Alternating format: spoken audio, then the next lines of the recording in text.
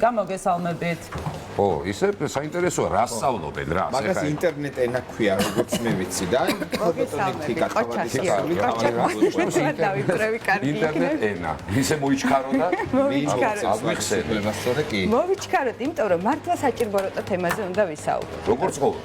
ხო, როგორც ხო, დღეს ესეთი აქამდე რაც გვეგონა რომ კარგი იყო, ამას მართლა მეორე მხარე აღმოაჩნდა, იმიტომ რომ მშობლები ხშირად ამბობენ რომ მე აი მოვიხედე და ბავშვმა იცის უცხო ენა, ეს შეიძლება იყოს რუსული ან ინგლისური ჩვენს გარემოში ეს ორი მულტფილმებით მე ასე გამიგია. მულტფილმებით, ვიდეოებით, ვიდეო თამაშებით, სხვადასხვა სახის. მე უკვე თუ ცოტა მეტი ინტერესი აქვს ბავშვს, აი სამეცნიერო ვიდეოებს უყურებენ. ეს სამეცნიერო ვიდეო ბუნებრივია ქართულ ენაზე არ არის ისე ვრცლად და სიღრმისეულად და ამიტომ რომელ ენასაც არჩევს ბავშვი, იმ ენას სწავლობს და სწავლობს თითქოს ძალიან კარგად, მაგრამ ეს არის სალაპარაკო ენა. ეხლა რატომ შეიძლება გავამახვილე მე ყურადღება ამაზე მშობლების და პედაგოგების დამეთანხმებიან რომ ბავშვებს თითქოს ურჩევნიათ ილაპარაკონ კომპიუტერით ნასწავლ ენაზე. ეგეც სლენგის ენაო თუ რა. ხო, ანუ ნახეთ, არა, ანუ მაგალითად ეს იქნება რუსული თუ იქნება ინგლისური, იმ ενაზე ურჩევნიათ საუბარი, კომუნიკაცია ერთმანეთთან, წიგნების კითხვაც. ერთმანეთში კომუნიკაცია. ანუ უკვე ერთმანეთში საუბრობენ. წიგნების კითხვაც ამ ენაზე ურჩევნიათ. და პრობლემა უკვე იმაშია, რომ ზოგჯერ როცა იწყებს ადამიანი, ბავშვი, რომელმაც კომპიუტერით ისწავლა ის კონკრეტული ენა და არა პედაგოგთან. როდესაც იწყებს ლაპარაკს ქართულად, ლაპარაკობს ყოვნებით, აქვს გავლენა იმ კონკრეტული ენის, ანუ წინადადების წყობაშიც შეინიშნება ეს გავლენა. ძალიან უცნაურია. ძალიან კარგ თემას შეეხება. და თითქოს თარგმნის. ეს არის სახელმწიფოს პრობლემაც ერთი. ახლა წინადადებაში ქართულად თუ საუბრობს თქვა ქართველი ბავშვი, შემიმჩნევია რომ ინგლისურ სიტყვებს ამბობს, ამოთ აი თითქოს ძალიან ბუნებრივად. აი სიტყვის ინგლისური. ესე იგი ერთი იმედი მქონდა რომ რაღაცა პლუსი გამოუჩნდა მეთქი ამ гаджеტების არსებობას და გამოყენებას და აღმოჩნდა რომ ესეც მინუსი ყოფილა. ანუ კარგი არის, რა თქმა უნდა, ერთის მხრივ კარგია რომ ბავშვს ესმის კარგად. ძალიან საჭიროა თუ ძალიან საჭიროა და განსაკუთრებით პრობლემატური აღმოჩნდა თუ სკოლამდე ასაკში ისწავლა ბავშვმა, ანუ ბევრი ადამიანი არის, რომელიც ამბობს რომ აი სკოლაში რომ შევიდა უკვე იცოდა ეს ენა. ეს მართლა რუსული, ინგლისური, უფრო მეტწილად ინგლისურია, იმიტომ რომ ეს უფრო პოპულარულია ხო ჩვენს გარემოში. მაგრამ ვიდეოც მეტი არსებობს ინგლისურ ენაზე. კი ბატონო. ამ თემაზე მე ფსიქოლოგი არა და ლინგვისტი მოვიწვიე, პროფესორი ქალბატონი მანა თანდაშვილი, რომელიც ცოტა ხანში შემოგვერდება, მაგრამ მანამდე მინდა მშობლისგან მოვისმინოთ ინტერვიუ და ვნახოთ რა პრობლემის წინაშე დგანან მშობლები. ხო, საინტერესოა ძალიან. ჩემი შვილი არის ამჯერად 13 წლის. სკოლაში რომ მივიდა უკვე იცოდა ინგლისური. ეს არის სრულად ინტერნეტიდან და სოციალური სხვადასხვა სოციალური ქსელებიდან ნასწავლი ინგლისური. იცის გამართულად საუბარი. ის რომ ინგლისურად ლაპარაკობს და ინგლისური კარგად იცის, მაგას არაფერი არ ჯობია. უბრალოდ ეს არ არის მეორე ენა, რომელიც სრულყოფილად იცის. ეს არის მისი საკონტაქტო ენა, რომელიც მე ვთვლი რომ ქართული უნდა იყოს მაინც. იმიტომ რომ ბევრი სიტყვა არ იციან ქართულში. გარდა საუბრის აზროვნებს ინგლისურად, ანუ ბევრ რაღაცაზე მაგალითად მეკითხება ინგლისურ სიტყვას როგორ არის ქართულად. ну თვითონ წყობის ფორმაც ინგლისური აქვს და პაუზები აქვს, ანუ ეს აქვს, რა ქვია, თითქოს აი გზად რო ფიქრობს, რაც მაგალითად არ აქვს, როცა ინგლისურად საუბრობს. ხანდახან არის რომ აი რაღაცას რომ მეუბნება, აი მგონია რომ აი Google Translate-ში რო თარგმნი, აი პირდაპირ გადმოტანილი როგორც Google Translate-ში არც გრამატიკულად გასწორებული, არც სწორი წინადადებებით, აი პირდაპირ უბრალოდ გადმოთარგმნილი. აქვს ეს, იმიტომ რომ თარგმნის ინგლისურიდან ქართულზე და არა პირიქით. მისთვის კომფორტული არის ეს ენა. რა თქმა უნდა არ არის ეს ენა აკადემიური, ვერ ვიტყვი რომ ეს გრამატიკულად სრულყოფილი არის, ძალიან კარგად კითხულობს. რომ ვიცოდეთ ახლა მე და მამამისმაც სრულყოფილად ინგლისური და ვლაპარაკობდეთ, კი, ჩვეულებრივად ალბათ დაგველაპარაკებოდა, მაგრამ მეგობრებში საერთოდ ქართულად არ ვლაპარაკობ. სულ ერთმანეთში კონტაქტი თამაშის დროსაც, ისეც კლასშიც, ეზოში თუ ყველგან მეტყველებენ ინგლისურად. ინგლისურად რო ლაპარაკობს, მიხვდები რომ არ ფიქრობს.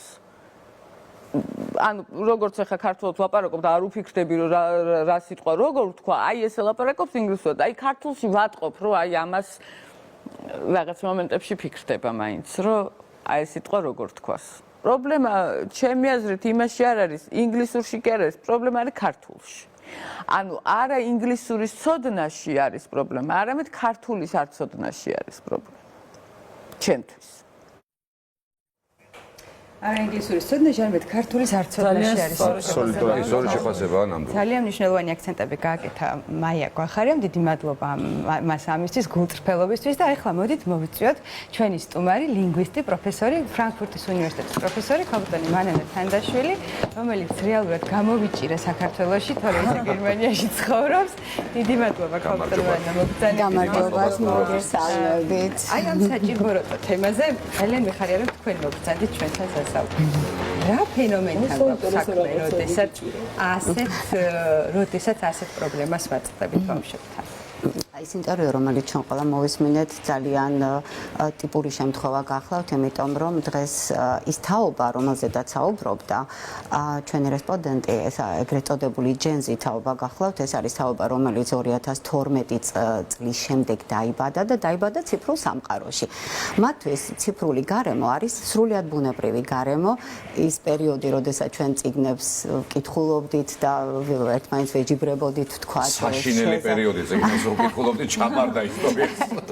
მაგრამ აი ეს თაობა უკვე სრულიად სხვა მედიებზე არის გადასული და ეს არის უბრალოდ ის გამოწვევები, რომლის წინაშეც მთელი საზოგადოება კაცობრიობა დადგა 21 საუკუნეში მოგახსენებათ ტექნოლოგიზაციისა და გლობალიზაციის ფარგლებში. ინფორმაციის გავრცელება დღეს მხოლოდ ციფრულად ხდება და ყველაზე სწრაფად შეიძლება მოიპოვო ინფორმაცია, შესაბამისად ბავშვებიც ორიენტირებულები არიან იმაზე, რომ ინტერნეტის მეშვეობით მიიღონ ეს ინფორმაცია.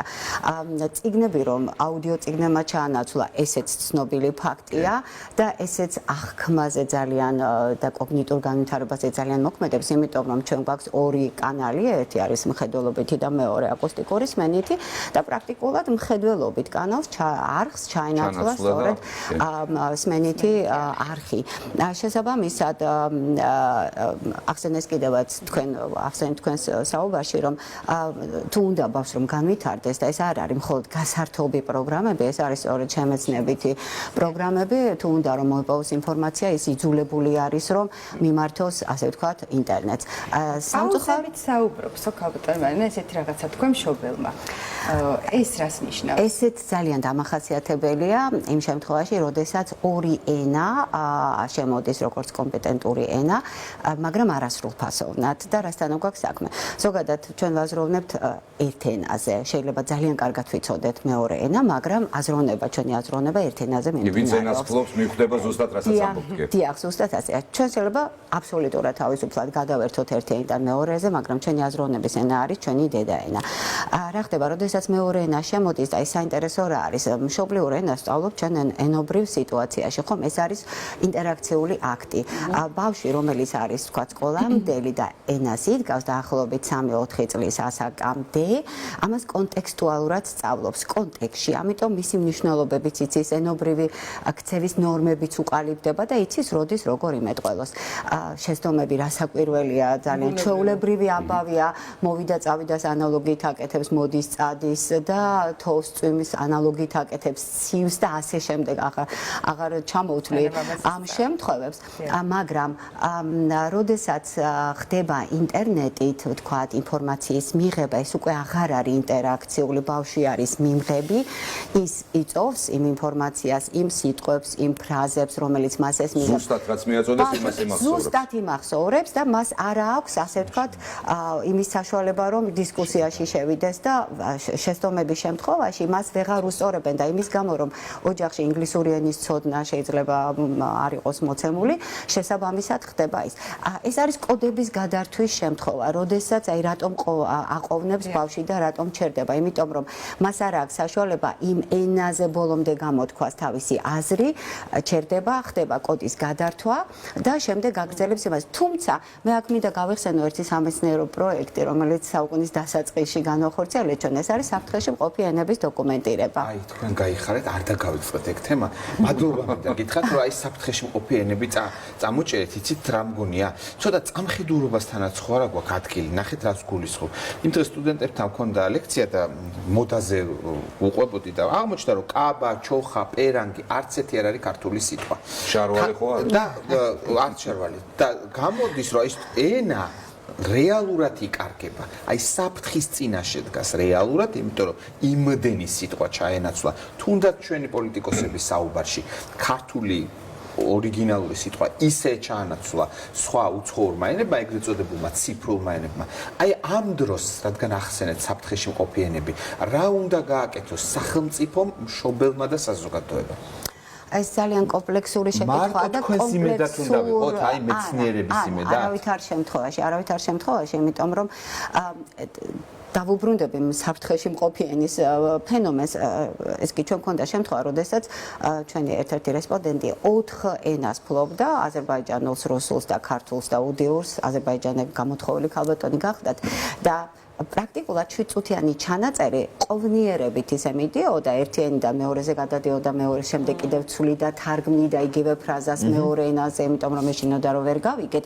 პრაქტიკულად კომუნიკაციას ვეღარ ახორციელებს, ვერც ერთი წინადადება ბოლომდე ვერ მივიყვანა. გამოდის რომ საბოლოოდ ვეღარ ხდება. ზუსტად იგივე პროცესი გვაქვს ჩვენ ბავშვებთან, ბავშვების შემთხვევაში და ნახეთ ეს საფრთხის დონეები გამოიყო და იქ არის აი ჩვენ ეს ქალბატონის მეტყველება უკვე და უდიური ენის კრიტიკულად საფრთხეში მყოფი ენა არის და მე ვფიქრობ რომ ის შემთხვევები თუ ასე გაგრძელდა და ეს თაობა შეიძლება ეს უკვე მე მგონი აღარ არის ცალკეული შემთხვევა თუ ეს თაობა სწორედ ასე განვითარდა ქართულ ენას უკვე საფრთხე ექმნება იმიტომ რომ იცით აი ლექსიკის ჩანაცვლება პრობლემა არ არის ხა ჩვენ ყველანი ვხმარობთ ხომ ძალიან არ მომწონს მაგრამ აინც დავალაიქე დავაშეარე დავააპდეითე და ასე შემდეგ მაგრამ ეს არ არის იმდენად საშიში იმიტომ რომ ქართულ ყალიბში და ჩვენ გავიხსენოთ რუსული როგორ უცბად გაქრა ჩვენი მეტყველებიდან რუსული სიტყვები და რუსულ ძირებზე დაფუძნებული სიტყვები როგორც კი გაჩნდა რაღაცა შეგნებული დამოკიდებულება ამ ენისადმი ხომ ინგლისურის შემთხვევაშიც ეს პრობლემა გაქრება მაშინვე როგორც კი თქვათ კონტექსტი შეიცვლება და კონტექსტის შეცვლისათვის ჩვენ მეცნიერები ვერც ლინგვისტები ვერც ფსიქოლოგები და ვერც მასწავლებლები ამას მარტო ვერ მოვერევით მე ვფიქრობ რომ ვინაიდან ეს თაობა არის ციფრული თაობა მათ ჩვენ ციფრული მედიები უნდა მივაშველოთ და ქართული ციფრულები დიახ აუცილებლად იმიტომ რომ აი აქ თქვენ ხედავთ მე საგანგებოდ წამოვიღე ჩემი შვილიშვილისთვის ვიყიდე ის გერმანიაში იზრდება და მამა ქართველი ყავს და დედა გერმანელი და აი არაჩვეულებრივი ბეჭდური ასე ვთქვათ მედიები გაჩნდა ხომ წიგნის ბაზარი გაჯერდა და არაჩვეულებრივად კარგად იყენებენ ბავშვები კი მე დავათვალიერე სულ ქართული სიტყვებია შეგნით ქართული სიტყვებია აი ეს სათითაო სიტყვების ათვისების ის მაგრამ დამერწმუნეთ აი ამ წიგნის ციფრული ვერსია რომ არსებობდეს ის ბავშვები რომლებიც უკვე 2-3 წლიდან თავისუფლად